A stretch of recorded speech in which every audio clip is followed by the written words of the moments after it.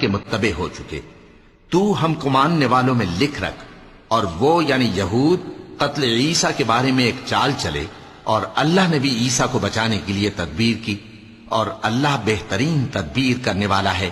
اس وقت اللہ نے فرمایا کہ عیسیٰ، میں تمہاری دنیا میں رہنے کی مدت پوری کر کے تم کو اپنی طرف اٹھا لوں گا اور تمہیں کافروں کی صحبت سے پاک کر دوں گا، اور جو لوگ تمہاری پیروی کریں گے ان کو کافروں پر قیامت تک فائق و غالب رکھوں گا۔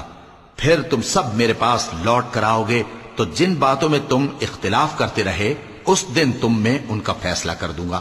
اب جو کافر ہوئے ان کو دنیا اور آخرت دونوں میں سخت عذاب دوں گا، اور ان کا کوئی مددگار نہ ہوگا۔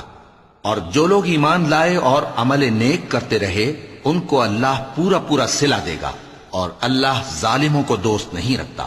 اے نبی، یہ ہم تم کو اللہ کی آیتیں اور حکمت بھری نصیحتیں پڑھ